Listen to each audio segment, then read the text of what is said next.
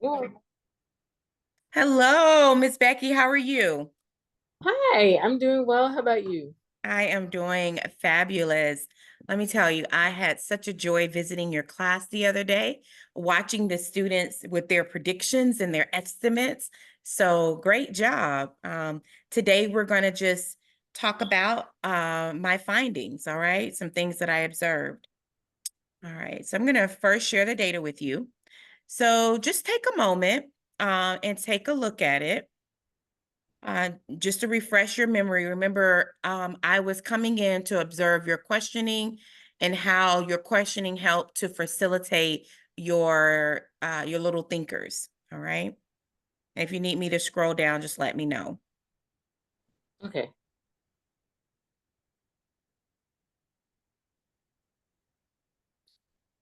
I think I've gotten to question 16, so if there's any more information after that, thank you. Yeah, just a little bit.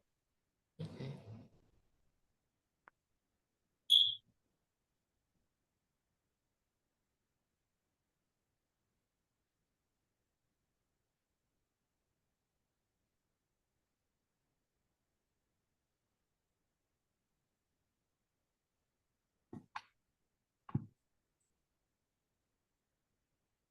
Okay, I've got to 29.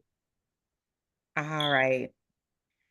Um, so I was in your class for oh, you got it just a little bit more. My apologies. So I'm going to scroll up just a little bit more. Okay.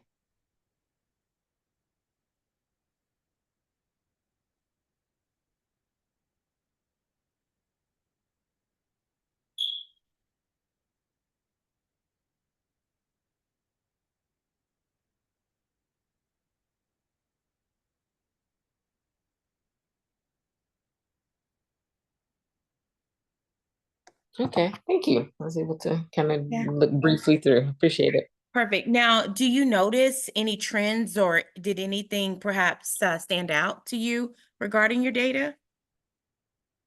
Um, Looking at the questions, I think that I did fairly consistently ask a lot of clarifying questions.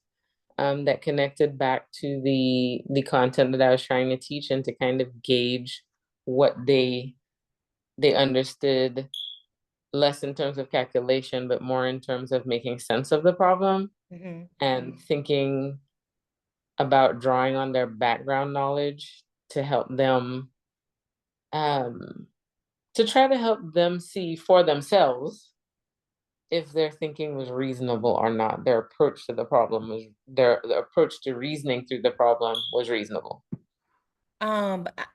I think that's a wonderful point. When you said the type of questions you asked were clarifying, and those clarifying questions really help to solidify their background knowledge. And when you said background knowledge, I immediately thought about, I think his name is Wyatt. Wyatt says, well, when my mom goes to the store, she normally buys 12. And I hadn't heard any other students talk about a dozen in that sense. And this was a clear connection that Wyatt was able to make, to what his mom buys in the grocery store until, into what they saw in class. So I agree that background knowledge certainly is there. Right. Um, With that one, if I can just jump in on that one, Please, yeah. with the fact that before that I had asked if how can a mathematician know if their guess or their estimate is reasonable, with him drawing on that background knowledge of 12, he could kind of automatically reason that if he said something like 15, then that would Mhm. not be a reasonable estimate for the situation. So that's what I'm trying to get them to understand. How successful do you feel your lesson was in terms of reaching that goal? Well, typically, I feel like the discussions were very successful.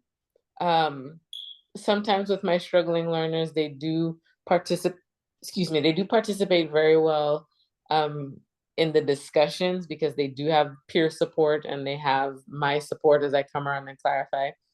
I have noticed that sometimes when it comes to putting the information on their journal, Mm.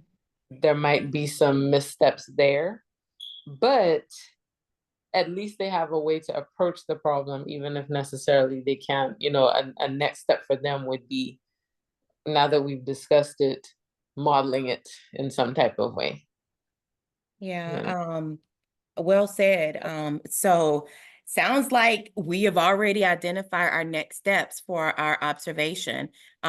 Taking all of that, those clarifying questions, and now moving into students being able to now write in their journals the information. Wow, I think that's awesome. How do you feel about me coming in and helping, or just taking a look at how the students are able to, how the students write in their journals?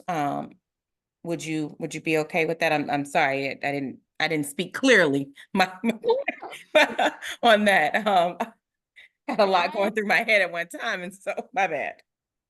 Um, I think that would be okay because, as I circulate, sometimes I have noticed that some kids are able to quickly jot down or, copy whatever picture or representation I have on the board. But I'll cycle back to the young man that used the hundreds chart, Okay. as his strategy.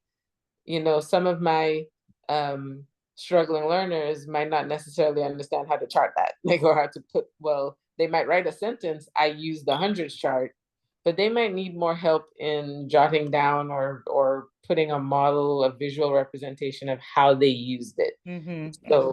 things like that, not saying that the hundreds chart is wrong, but as a kindergartner, well, what are the steps I took on the hundred chart to find the answer? They might be able to verbally explain that, but if, they can't represent it, they might forget. Yeah. you know. I mean, well said, well said. I just want to tell you, like, while I was in there, there were so many different, and I know we're not hitting on content, but there were so many different strategies that those kindergartners were able to implement and show, and just explain their thinking. They did a really good job. And I honestly, I look forward to seeing how they translate that into their journals. Yeah. Uh, is there anything else at this time that I can help you with, or perhaps provide support with?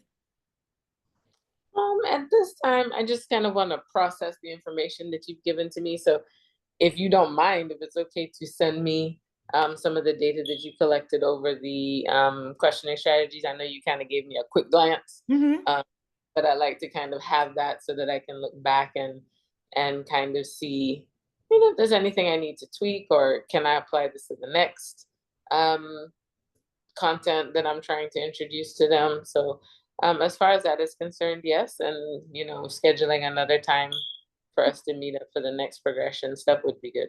Well, perfect. And I will certainly get that data sent over to you. And I want to thank you again for your time.